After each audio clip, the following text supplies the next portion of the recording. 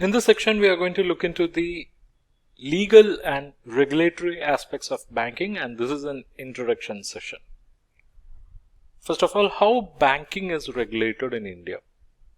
In India, the banking industry, the banks are regulated through two main acts. One is Banking Regulation Act 1949 and the other one is Reserve Bank of India Act 1934. So these two acts only regulates banking in India through their controlling authorities. So who are the controlling authorities? It is Reserve Bank of India by virtue of RBI Act 1934 and Government of India. Both exercise control over banking. But when they exercise this control, is it at any specific point? Answer is they exercise this control right from opening of banks till winding up of banks. Right. So we said there are regulatory provisions.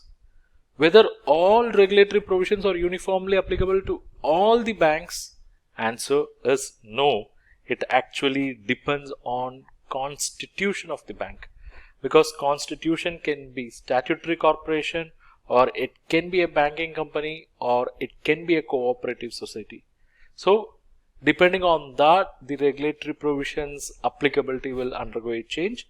So in this section, what we are going to cover is the definition of banking, then constitution of different types of banks, applicability of regulatory laws for banking, general framework of regulatory laws, roles of regulators, that is Reserve Bank of India and government.